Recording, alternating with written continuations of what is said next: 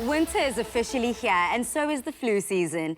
And whereas for some, recovery may take a few days, for others it may take weeks, depending on the severity of infection and strength of your immune system. We chat to Dr. Darren Green on what exactly we should do when sick with the flu for a healthy recovery. Welcome back to The Lock, Doctor. Thank you so much. Good to be with you. Now, Doc, firstly, what is the difference between the flu and the common cold? Yeah, I think people need to understand that flu, as we refer to it, refers to an infection of the body caused by a virus called the influenza virus, whereas the common cold refers to a collection of mild symptoms starting from an itchy or scratchy nose all the way through to tearing eyes, basically, and a little bit of rhinitis, which means obviously your nose is running. Just mild symptoms of irritation of the upper airway, compared to flu, which is caused by that virus, which I've mentioned, which leads to systemic manifestations. In other words, it affects many systems in your body, including the muscles. So body pain and just feeling really, really rotten is always part of that, including things like fever that goes up and down. And then obviously associated with that, sometimes the cough and associated sore throat and headache. Well, Doctor, do you mind listing maybe some of the other first signs that may indicate we're getting sick? For sure.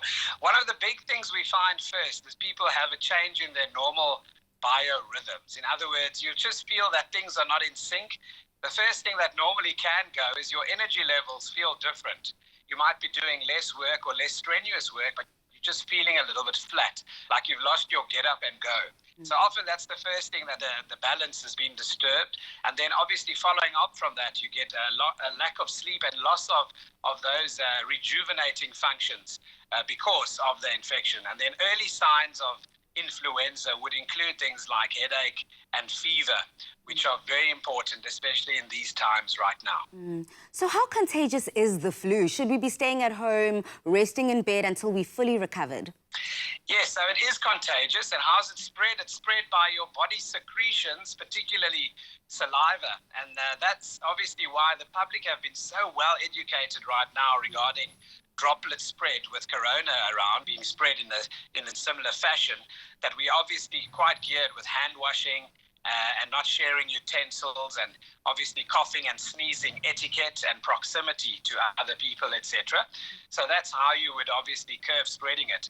And that's why, of course, it's very important to understand the overlap of symptoms between corona and influenza, and that it's our responsibility, if we start showing symptoms of fever, headache and cough, etc., to actually get tested for corona, so you know what your status is in terms of then being able to apply the self-isolation and quarantine rules that apply to us in our community. Speaking about taking responsibility, what are some of the must-dos and don'ts if we find ourselves caught with the flu and want a speedy recovery?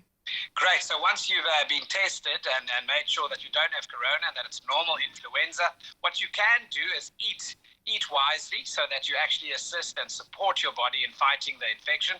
That would include particularly enough hydration and fluids, and then of course enough vitamins and minerals from eating enough vegetables. People love chicken soup as well, obviously. And then of course controlling the environment in terms of your hygiene, as I've mentioned already.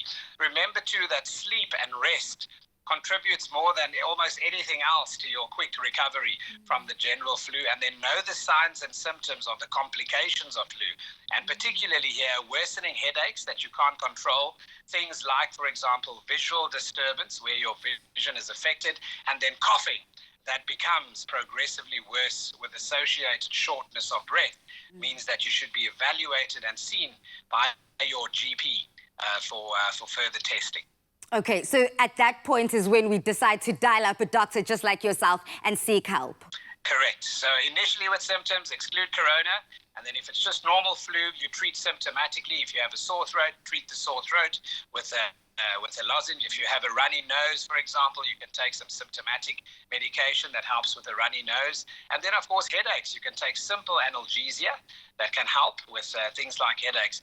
And when you have an insufficient response to those things, you would then definitely upskill your evaluation by a trained medical professional. Thank you so much for that advice, Dr. Green. We appreciate it. Fantastic. Look after yourself. We'll definitely be doing so. Cheers.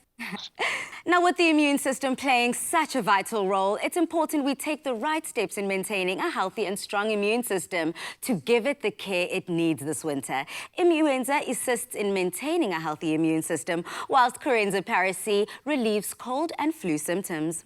Looking for immune support and relief from cold and flu symptoms? Immuenza and Corenza Para C, your winter cold and flu companions.